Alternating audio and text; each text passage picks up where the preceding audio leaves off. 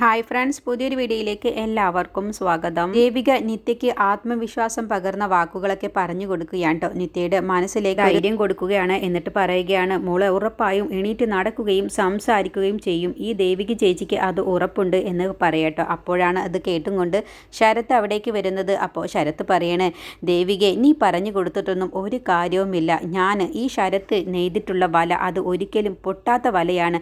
അതിലേക്ക് പതിയെ പതിയെ ഞാൻ ഉദ്ദേശിച്ച ഇരകളൊക്കെ വന്ന് വീഴുകയും ചെയ്യും. പിന്നെ അവർ ഒരിക്കലും രക്ഷപ്പെടുകയുമില്ല എന്ന് പറയട്ടോ. അപ്പോൾ ദേവിക ചോദിക്കുകയാണ്, ശരത് നിനക്ക് എന്താണ് ഇപ്പോൾ വേണ്ടത്? എനിക്ക് പ്രത്യേകിച്ച് ഒന്നും വേണ്ട. പക്ഷേ നീ എനിക്കെതിരെയായിട്ട് വിട്ട ആ ചന്ദ്രലേഖ വക്കീലും അക്ഷര മേഡവുമില്ലേ, അവരൊന്നും എന്നെ ഒന്നും ചെയ്യാൻ പോകുന്നില്ല. അവർക്കൊന്നും എന്നെ തൊടാൻ പോലും കഴിയില്ല. ഒരു ചുക്കും സംഭവിക്കാനും പോകുന്നില്ല. വേണമെങ്കിൽ ആ പൊന്നുമണിയുണ്ടല്ലോ, അവളുപോലെ നിത്യ കിടക്കുന്നത് പോലെ സാമ്രാജ്ഞി കുടിയിൽ കട്ടിലിൽ ഇതുപോലെ നീളത്തിലങ്ങ് കിടക്കുമെന്നങ്ങ് പറഞ്ഞതോടുകൂടി ദേവിക്കൊക്കെ അങ്ങ് ദേഷ്യം വരികയാണ് കേട്ടോ. എന്നിട്ട് എടാ എന്നങ്ങ് പറഞ്ഞ് ദേഷ്യത്തോടെ അലറി വിളിച്ചോണ്ട് വിരൽ ചൂണ്ടിയിട്ട് സംസാരിക്കുകയാണ്. ഓടിയൊന്ന് നിനക്കൊന്നും എന്നെ ഒന്നും ചെയ്യാൻ കഴിയില്ല. തീർക്കേണ്ടവരെ ഈ ശരത്ത് തീർത്തിരിക്കും. ശരത്ത് ഫുൾ സ്റ്റോപ്പ് ഇട്ടിരിക്കും, അല്ലെങ്കിൽ കോമ, ഇതുപോലെ കോമയായിട്ട് കിടത്തിയിരിക്കും എന്ന് പറയണം. അപ്പോൾ ദേവിക പറയണ, അതിൻ്റെ മുന്നേ നിനക്ക് ഞാൻ ഒരു ഫുൾ സ്റ്റോപ്പ് ഇട്ടിരിക്കും. എങ്കിൽ നമുക്കതൊന്ന് കാണാം, നമുക്ക് കാണാം, ഈ ദേവികയാണ് പറയുന്നത് എന്ന് പറഞ്ഞ് ദേവികയും ശരത്തും അങ്ങോട്ടും ഇങ്ങോട്ടും വെല്ലുവിളി നടത്താൻ കേട്ടോ. അപ്പോൾ ഇത് കണ്ടും കൊണ്ടാണ് അവിടെ പാർവതി വരുന്നത്. അപ്പോൾ തുടങ്ങിയോ രണ്ടുപേരും അങ്ങോട്ടും ഇങ്ങോട്ടും വെല്ലുവിളി. നിത്യേ, നിനക്കെന്താ എൻ്റെ കുഞ്ഞിങ്ങനെ കിടക്കുന്ന സമയത്തെങ്കിലും ഇതുപോലെ ഒന്ന് വഴക്കിടാതിരുന്നൂടെ? നീ ഇവിടേക്ക് വന്ന് അടുക്കളയിൽ പണിയുണ്ട്, നീ ഇങ്ങോട്ട് വായോ. ശരത്തെ, നീ അവിടെ ഇരുന്ന മോനെ, നിത്യയോട് എന്തെങ്കിലുമൊക്കെ മിണ്ടിയും പറഞ്ഞും ഇരുന്നു, എന്നാൽ അത് അവൾക്കൊരു ആശ്വാസമാവും എന്ന് പറയട്ടോ.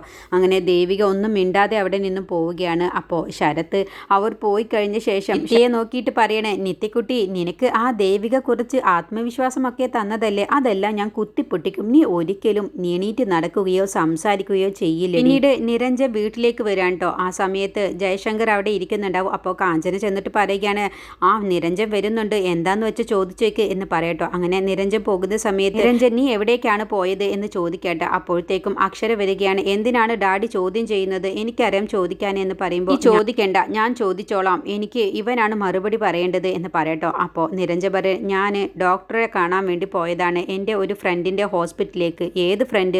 ഹരി എന്നാണ് പേര്. ആ ഒരു ഫ്രണ്ടിനെ എനിക്കറിയില്ലല്ലോ. അപ്പോൾ അക്ഷര പറയണ്, ഡാഡിക്ക് അറിയാത്ത പല ഫ്രണ്ട്സുകളും ഉണ്ടാവും, എല്ലാം ഇപ്പോൾ ഡാഡിക്ക് അറിയണമെന്നുണ്ടോ? അല്ല, ഡാഡി എങ്ങനെ ഇതൊക്കെ അറിഞ്ഞത്? ഞാൻ ഈ വീട്ടിലിരുന്നു കൊണ്ട് എല്ലാ കാര്യവും അറിയുമെന്ന് പറയുമ്പോൾ കാഞ്ചന പറയണ, അതിനല്ലേ ആ സ്വാമിയുള്ളത്, കാക്ക കണ്ണുകളുമായിട്ട് പരന്ന് നടക്കുകയല്ലേ, അപ്പോൾ പിന്നെ അറിയാതിരിക്കില്ലോ, നീ ഒന്നും മിണ്ടാതിരിക്കുന്നുണ്ടോ എന്ന് കാഞ്ചനയോട് അപ്പോൾ ജയശങ്കർ പറയട്ടോ. എന്നിട്ട് ചോദിക്കുകയാണ്, അല്ല നിരഞ്ജ, നീ ഏതെങ്കിലും ഹോസ്പിറ്റലിൽ ജോലി ചെയ്യാൻ തീരുമാനിച്ചിട്ടുണ്ടോ? അതിനാണോ നീ അവിടേക്ക് പോയത്? അല്ല, ഞാനൊരു ക്ലിനിക്ക് തുടങ്ങാൻ പോവുകയല്ലേ, അപ്പോൾ എന്നെ തോൽപ്പിക്കാൻ വേണ്ടിയിട്ടാണോ നീ മറ്റൊരു ഹോസ്പിറ്റലിലേക്ക് ഡോക്ടറായി ജോലി ചെയ്യാൻ പോകുന്നത്? നിരഞ്ജൻ പറയണ, അങ്ങനെയല്ല സാർ, പോവേണ്ടി വന്നാൽ എനിക്ക് പോയല്ലേ പറ്റൂ, എൻ്റെ ജോലിയല്ലേ, സാറിൻ്റെ കീഴിൽ തന്നെ ജോലി ചെയ്യണം എന്നുള്ളത് എനിക്ക് വാശി പിടിക്കാൻ പറ്റില്ലല്ലോ. ഇപ്പോൾ സാറിനോട് സ്വാമി വന്ന് പറഞ്ഞ കാര്യങ്ങൾ അത് വെറും സംശയം മാത്രമാണ്. അക്ഷര പറയണ, സംശയമല്ല, ഇത് ഡാഡിയുടെ പേടിയാണ്. ഡോക്ടർ നിരഞ്ജൻ ഇല്ലാതെ ഒരിക്കലും ഡാഡിക്ക് പിടിച്ചു നിൽക്കാൻ കഴിയില്ല. കാഞ്ചന പറയണ, അതൊക്കെ ശരി തന്നെയാണ്, പക്ഷേ തലക്ക് മീതെ വളർന്നാലേ ആ കൊമ്പ് മുറിക്കാൻ ഒരു മടിയില്ലാത്ത ആളാണ് ഈ ഇരിക്കുന്നത്. നിരഞ്ജൻ പറയണ, അതിലൊന്നും എനിക്ക് ഒരു പേടിയുമല്ല, പക്ഷെ ഞാൻ ഇപ്പോൾ പോയത് എൻ്റെ ഒരു സുഹൃത്തിന്റെ ആവശ്യത്തിനാണ്. ഞാൻ ഏതെങ്കിലും ഹോസ്പിറ്റലിൽ ചാർജ് എടുക്കാൻ പോവുകയാണെങ്കിൽ സാറിന് ദക്ഷിണ തന്നിട്ട് അനുഗ്രഹം വാങ്ങിച്ചിട്ടാണ് ഞാൻ പോവുകയുള്ളൂ. അപ്പോൾ ജയശങ്കർ നിരഞ്ജന് വേണ്ടി മാത്രമാണ് ഞാൻ ഈ ക്ലിനിക്ക് സ്റ്റാർട്ട് ചെയ്യുന്നത്, അതൊരിക്കലും മറക്കരുത്. നിരഞ്ജൻ പറയണ, സാറ് വട്ടിപ്പലിശ എടുത്ത് എനിക്കായിട്ട് ഒരു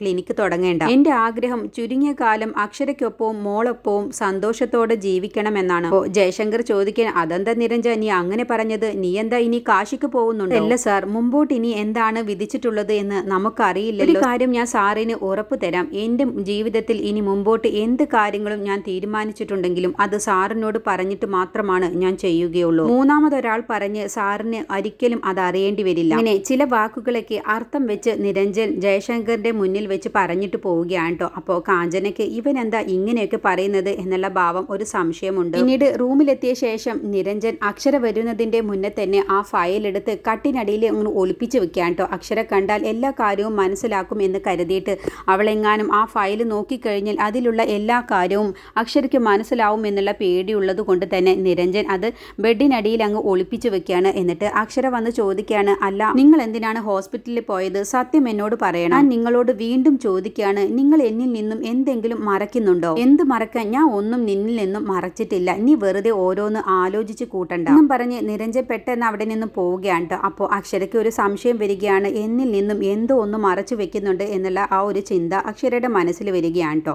പിന്നീട് ശരവണൻ പറയുകയാണ്, ആ അമ്മയെ ഞാൻ കെട്ടിത്തൂങ്ങി കൊല്ലും, എന്നിട്ട് ആ പൊന്നുമണിയെയും കൂട്ടി ഞാൻ ഇവിടെ നിന്നും പോവും. അതുപോലെ പൊന്നുമണിയുടെ അച്ഛനെ കാണാതായത് അത് ഒരു സൂയിസൈഡ് ആണെന്നുള്ളതും വരുത്തി തീർക്കും. ഇതെല്ലാം ചെയ്തു കൂട്ടിയത് ആ ശരത് സാറാണെന്നുള്ളത് ഞാൻ വരുത്തി തീർക്കും. എന്നിട്ട് പൊന്നുമണിയുമായിട്ട് ഈ ശരവണൻ ഇവിടെ നിന്നും പറന്നു പോകും എന്നൊക്കെ സ്വയം ശരവണൻ ഇങ്ങനെ പറയുകയാണ്. അപ്പോഴാണ് ശരവണന്റെ അടുത്തേക്ക് ഇരുട്ടത്തിൽ നിന്നും അവർ രണ്ടുപേരും വരുന്നത്. എന്നിട്ട് ശരവണനോട് ചോദിക്കുകയാണ്, അല്ല നിന്റെ കയ്യിൽ ബീഡിയും തീപ്പെട്ടിയും ഉണ്ടോ ഒന്ന് എടുക്കാൻ എന്ന് ചോദിക്കുമ്പോൾ, ആരാടാ നിങ്ങൾ എന്ന് ചോദിക്കുമ്പോൾ, എന്താ ശരവണ നിനക്ക് എന്നെ മനസ്സിലായില്ലേ എന്ന് പരുന്ത് അങ്ങ് ചോദിക്കേടാ, ഞാനാടാ പരുന്താണ്. പരുന്ത് കത്തിയെടുത്ത് ശരവണന്റെ വയറ്റിലേക്ക് അങ്ങ് വെക്കുകയാണ് കേട്ടോ. ഇത് നീ കാണുന്നത് പോലത്തെ പ്ലാസ്റ്റിക് ഒന്നുമല്ല, ഇത് ശരിക്കും ഇരുമ്പിൻ്റെതാണ്. ഇതങ്ങ് നിന്റെ വയറ്റിലേക്ക് അങ്ങ് കുത്തിക്കയറ്റിയാലേ എന്തുണ്ടാവും? പരുന്തിന്റെ കൂടെ വന്ന മറ്റേ ആളും അപ്പുറത്ത് നിന്നും ഒരു കത്തിയെടുത്ത് ശരവണന്റെ ബാക്കിൽ അങ്ങ് വെക്കുകയാണ് കേട്ടോ. എന്നിട്ട് ശരവണൻ അങ്ങ് പേടിക്കുകയാണ്, നിന്നെയൊക്കെ ഞാനുണ്ടല്ലോ എന്ന് പറയുമ്പോൾ, നീ ഒന്നും ചെയ്യില്ലടാ. പറയണേ, അണ്ണാച്ചി നീ ഇവിടേക്ക് വരണ്ട, ഈ കടത്ത് കടന്ന് നീ ഇവിടേക്ക് വരേണ്ടതില്ല, കാരണം പൊന്നുമണി ഈ നിൽക്കുന്ന പരുന്തിന്റെ പെണ്ണാണ്. അത് കേൾക്കുമ്പോൾ ശരവണൻ പറയണേ, ഇല്ല ഒരിക്കലുമില്ല, പൊന്നുമണി എന്റെ പൊണ്ടാട്ടിയാണ്, പോടാ നീ എന്നും പറഞ്ഞ് ശരവണനെ തള്ളങ്ങ് വെച്ചു കൊടുക്കുകയാണ് കേട്ടോ പരുന്ത്. അപ്പോൾ ശരവണൻ പറയണേ, ഇല്ല ഞാൻ ഇവിടേക്ക് വരും എന്നിട്ട് പൊന്നുമണിയെ കൊണ്ടുപോകും എന്ന് പറയുമ്പോൾ, നീ പോടാ, നീ ഇനി വന്നാൽ ഇനി ജീവനോടെ തിരിച്ചു പോകില്ല എന്ന് പറയട്ടോ. അങ്ങനെ ദേഷ്യപ്പെട്ട് ശരവണൻ അവിടെ നിന്ന് പോവുകയാണ്. പിന്നീട് നിരഞ്ജനും അക്ഷരയും കൂടി സംസാരിക്കുകയാണ്. അപ്പോൾ ദേവികയുടെ കാര്യമാണ് പറയുന്നത്. നമ്മൾ വിചാരിക്കുന്നിടത്തൊന്നും കാര്യങ്ങൾ നിൽക്കുമെന്ന് തോന്നുന്നില്ല, അങ്ങനെയാണെങ്കിൽ ദേവികയുടെ അവസ്ഥ എന്താവും? അക്ഷര പറയണ, ചന്ദ്രലേഖ പറഞ്ഞതുപോലെ അവരുടെ തമ്മിലുള്ള കല്യാണം കഴിഞ്ഞാൽ പിന്നെ ഒരിക്കലും ദേവിക മറ്റൊരു വിവാഹത്തിന് സമ്മതിക്കുകയില്ല. നിരഞ്ജൻ പറയണ, സിദ്ധുവിന്റെയും ആ ചന്ദ്രലേഖയുടെയും കല്യാണം നടന്നാൽ പിന്നെ ദേവിക ഒറ്റപ്പെടുകയാണ് ഉണ്ടാവുക. അക്ഷര പറയണ, അങ്ങനെ ഒരിക്കലും സംഭവിക്കാൻ പാടില്ല. നിങ്ങൾ ദേവികയെ വിളിച്ച് കാര്യം പറയണം. നിത്യയെ നോക്കാൻ വേണ്ടി അവളുടെ ജീവിതം ഒരിക്കലും കഴിയരുത്. അവളൊരു ആയയുടെ വേഷം കെട്ടി അവൾ എന്തിനാണ് അവളുടെ ജീവിതം തകർക്കുന്നത്? ഇനിയെങ്കിലും അവൾ സ്വന്തം ജീവിതത്തിന് വേണ്ടി ജീവിക്കട്ടെ, നിങ്ങളൊന്ന് വിളിക്ക് എന്ന് പറയട്ടോ. നിരഞ്ജൻ പറയണ, ദേവികയോട് ഞാൻ പലതവണ ഇക്കാര്യം പറഞ്ഞതാണ്. നമ്മുടെ ഉത്തരവാദിത്തമാണ് ദേവികയ്ക്ക് ഒരു ജീവിതം ഉണ്ടാക്കി കൊടുക്കുക എന്നുള്ളത്. നമ്മൾ കാരണമാണ് ദേവിക ഇന്ന് വിധവയായത്. നമ്മൾക്കിപ്പോൾ ജീവിതം തിരിച്ചു കിട്ടുകയും ചെയ്തു, അവൾ അനാഥയാവുകയും ചെയ്തു. അതുകൊണ്ട് എത്രയും പെട്ടെന്ന് അവളെ ഇതുമായിട്ട് ഒന്നിക്കണം. നിന്റെ ഒരു അശ്രദ്ധ കൊണ്ടാണ് സുധി അന്ന് മരിച്ചത്, അതൊന്നും എന്നെ ഓർമ്മിപ്പിക്കല്ലേ എന്ന് പറയട്ടോ അക്ഷര. എന്നിട്ട് പറയണേ, എന്തായാലും ഇന്നല്ലെങ്കിൽ നാളെ എല്ലാ സത്യവും ദേവിക അറിയും. അന്ന് ആ സമയത്താവും എന്റെ നേരെ അവൾ വിരൽ ചൂണ്ടി സംസാരിക്കും. ഇപ്പോൾ ദേവികയുടെ ആകെയുള്ള ആശ്വാസം സിദ്ധുവിന്റെ ഹൃദയമിടിപ്പ് മാത്രമാണ്. അതുകൂടി ഇല്ലാതായാൽ ദേവികയ്ക്ക് അത് ഒരിക്കലും താങ്ങാൻ കഴിയില്ല എന്ന് പറയട്ടോ. അതൊക്കെ കേൾക്കുമ്പോൾ അക്ഷരയ്ക്ക് വല്ലാത്ത വിഷമം വരികയാണ്. അപ്പോൾ അക്ഷര പറയണേ, നിങ്ങൾ ഇപ്പൊ തന്നെ ദേവികയെ ഒന്ന് വിളിക്ക് എന്ന് പറയട്ടോ. അങ്ങനെ ദേവികയ്ക്ക് ഫോൺ വിളിക്കണം. എന്താ സാർ എന്ന് ചോദിക്കുമ്പോൾ, എനിക്ക് അത്യാവശ്യമായിട്ട് ദേവികയെ നാളെ തന്നെ കാണണം. എന്താണ് കാര്യം എന്ന് ചോദിക്കുമ്പോൾ, അതൊക്കെ നേരിട്ട് പറയാം, നീ എന്തായാലും നാളെ വരണം എന്ന് പറയട്ടോ. അങ്ങനെ ദേവിക വരാമെന്ന് പറഞ്ഞ് ഫോൺ വെക്കുകയാണ്. ദേവിക മനോഹരന്റെ അടുത്ത് ചെന്ന് പറയുകയാണ്, നിരഞ്ജൻ സാറാണ് വിളിച്ചത്, നാളെ അത്യാവശ്യമായിട്ട് എന്നെ കാണണമെന്നാണ് പറഞ്ഞത്, അതിനെന്താ മോള് പോയിക്കോ എന്ന് പറയട്ടോ. അപ്പോൾ പാർവതി വന്ന് പറയണ, എന്തിനാണാവോ വിളിക്കുന്നത് എന്ന് പറയുമ്പോൾ, അതെന്താ നിരഞ്ജൻ സാറ് ആദ്യമായിട്ടൊന്നുമല്ലല്ലോ ദേവികയെ വിളിക്കുന്നത്, നീ പോയിക്കോ, നിരഞ്ജൻ സാറാണ് വിളിച്ചിട്ടുള്ളത്, അതുകൊണ്ട് ഒരു കുഴപ്പവും ഉണ്ടാവില്ല എന്ന് പറയുമ്പോൾ പാർവതി പറയണ, എന്തെങ്കിലും കുഴപ്പമുണ്ടെങ്കിൽ അത് കറങ്ങി തിരിഞ്ഞ് ഇവിടേക്ക് തന്നെ വന്നോളൂ, ഈ വീടാണല്ലോ എല്ലാത്തിനും പറ്റിയ ചവറ്റുകൂന എന്ന് പറയട്ടോ. അപ്പോൾ മനോഹരൻ പറയണേ, എല്ലാം കൂടി വാരിക്കൂട്ടി ഒരു ദിവസം ഞാൻ കത്തിക്കുന്നുണ്ട്, ഇതൊന്നും നീ കാര്യമാക്കണ്ട, നാളെ നീ പോയിട്ട് വായോ എന്ന് പറയട്ടോ. എന്തായാലും നിന്നോട് സംസാരിക്കാൻ പോകുന്നത് ആ ക്ലിനിക്ക് തുടങ്ങുന്ന കാര്യത്തെക്കുറിച്ചായിരിക്കും, അതാവുമ്പോൾ നിനക്കതൊരു ആശ്വാസമാവും എന്ന് പറയട്ടോ. അപ്പോൾ പാർവതി പറയണേ, എന്ത് ആശ്വാസം? ദേവിക ജോലിക്ക് പോയ പിന്നെ നിത്യയെ ആര് നോക്കും എന്ന് പാർവതി ചോദിക്കുമ്പോൾ, നിത്യയെ അവളുടെ അമ്മ നോക്കും, നീ പിന്നെ എന്തിനാ അമ്മയാണെന്ന് പറഞ്ഞ് നടക്കുന്നത്? ദേവികയെ മനസ്സ് നോവിക്കുന്ന ഓരോ വാക്കുകളും പാർവതി പറയുകയാണ് കേട്ടോ. അങ്ങനെ ദേവിക അവിടെ നിന്ന് പോവുകയാണ്. പിന്നീട് സിദ്ധുവിന്റെ അടുത്തേക്ക് ചേച്ചി വന്ന് പറയുകയാണ്, നമുക്ക് എത്രയും പെട്ടെന്ന് ചന്ദ്രലേഖയുടെ വീട്ടിലേക്ക് പോകണമെന്ന് പറയുമ്പോൾ, അതെന്താ ചേച്ചി അവിടെ വല്ല ആഘോഷവും നടക്കുന്നുണ്ടോ? നീ അങ്ങനെ പരിഹസിക്കുകയൊന്നും വേണ്ട, നമുക്ക് അവിടെ ഒന്ന് പോകണം, എന്നിട്ട് അവളുടെ അപ്പച്ചിയെ ഒന്ന് കാണുകയും വേണം, അവരാണത്ര അവിടുത്തെ എല്ലാ കാര്യങ്ങളും തീരുമാനിക്കുന്നത്. ആരെന്ത് തീരുമാനിച്ചിട്ടും കാര്യമില്ല, എൻ്റെ കാര്യം തീരുമാനിക്കുന്നത് ഞാനാണ്. ചേച്ചിക്ക് അങ്ങനെ വല്ല മോഹവും ഉണ്ടെങ്കിൽ അത് ഒരിക്കലും നടക്കാൻ പോകുന്നില്ല, എൻ്റെ കാര്യങ്ങളൊക്കെ ഞാൻ തന്നെ തീരുമാനിക്കും, ഞാൻ കൊച്ചുകുട്ടിയൊന്നുമല്ല എന്ന് പറയുമ്പോൾ, നിന്റെ സന്തോഷത്തിന് വേണ്ടിയിട്ടാണെന്ന് ചേച്ചി പറയുമ്പോൾ, ചേച്ചി അങ്ങനെ എൻ്റെ സന്തോഷം കണ്ട് എനിക്ക് സന്തോഷവും സമാധാനം എങ്ങനെയാണ് കിട്ടുന്നത് എങ്കിൽ ഞാൻ അത് തന്നെ ചെയ്തോളാം, ചേച്ചിക്ക് ചന്ദ്ര ചന്ദ്രലേഖയുടെ വീട്ടിലേക്ക് പോവാൻ സന്തോഷമാണെങ്കിൽ പോയിക്കോ, ചേച്ചിയുടെ ഭർത്താവിനെയും കൂട്ടി പോയിക്കോ, അല്ലാതെ എന്നെ വലിച്ചിഴക്കേണ്ട, ഞാൻ വരില്ല എന്ന് പറയുമ്പോൾ നിനക്ക് നല്ല തല്ല് കിട്ടാത്തതിന്റെ കേടാണെന്ന് പറയുമ്പോൾ സിദ്ധു പറയണ അത് ശരിയാണ്, ചേച്ചിക്ക് നല്ല തല്ല് കിട്ടാത്ത കേട് തന്നെയാണ്, പക്ഷെ എനിക്കത് തരാൻ പറ്റില്ലല്ലോ, ചേച്ചി ആയി പോയില്ലേ, ചേച്ചിയുടെ ഒരു മോഹവും നടക്കാൻ പോകുന്നില്ല, ഞാനും ചില കാര്യങ്ങളൊക്കെ തീരുമാനിച്ചിട്ടുണ്ട് എന്നങ്ങ് തറപ്പിച്ച് സിദ്ധു പറയുകയുണ്ട്. അതോടുകൂടി പ്രേമ തലയും താഴ്ത്തി നാണം കെട്ട് പോവുകയാണ്. അപ്പോൾ ദേഷ്യത്തോട് കൂടിയിട്ടാണ് പ്രേമ സിദ്ധുവിന്റെ റൂമിൽ നിന്നും പോകുന്നത്. സിദ്ധു ആ കടുത്ത തീരുമാനം എടുക്കാൻ എന്നിട്ട് ബാഗും എടുത്ത് ആ വീട്ടിൽ നിന്നും പോവാൻ വേണ്ടി തീരുമാനിക്കുകയാണ്. അപ്പോൾ അളിയൻ അത് കണ്ടോണ്ട് നിൽക്കട്ടെ, എവിടേക്കാണ് സിദ്ധു നീ പോകുന്നത്, ഞാൻ ഇവിടെ നിൽക്കുന്നില്ല, ഈ വീട്ടിൽ നിന്നാൽ മനസമാധാനം കിട്ടുന്നില്ല, മനസമാധാനം കിട്ടുന്ന സ്ഥലത്തേക്ക് കാണുകയാണെന്ന് പറയുമ്പോൾ അതിന് ഈ നേരത്തൊക്കെ ബാറൊക്കെ പൂട്ടിയിട്ടുണ്ടാകുമല്ലോ എന്ന് പറയുമ്പോൾ ദേ കുഞ്ഞളിയ, ഈ സമയത്തല്ല തമാശ പറയേണ്ടത് എന്ന് പറഞ്ഞ് പോവാൻ നിൽക്കട്ടോ. അപ്പോഴത്തേക്കും പ്രേമയെ ഓടിവായ സിദ്ധു ഇവിടെ നിന്ന് പോവുകയാണ്. എന്തിനാണ് പ്രേമേച്ചിയെ വിളിക്കുന്നത്, ഞാൻ പോവുകയാണെന്ന് പറയുമ്പോൾ പ്രേമ ഓടി വരികയാണ്. എവിടേക്കാടാ നീ ബാഗ് എടുത്തുകൊണ്ട് പോകുന്നത്, ഞാൻ പോവുകയാണ്, എനിക്ക് കുറച്ച് കേസിൻ്റെ കാര്യങ്ങൾ പഠിക്കണമെങ്കിൽ എനിക്ക് 2-3 ദിവസം പുറത്ത് റൂം എടുക്കണം എന്ന് പറയുമ്പോൾ അതിനെന്തിനാ നീ ഇവിടെ നിന്ന് പഠിച്ചാൽ പോരെ, ഇവിടെ നിന്നാലേ എനിക്ക് സമാധാനം കിട്ടില്ല, അത്ര സമാധാനം കിട്ടിയാൽ മതി, നീ ഇവിടെ നിന്ന് പോവേണ്ട എന്ന് പറഞ്ഞ് ബഹളം വെക്കേണ്ട. അപ്പോഴത്തേക്കും അച്ഛൻ എണീറ്റ് വരികയാണ്.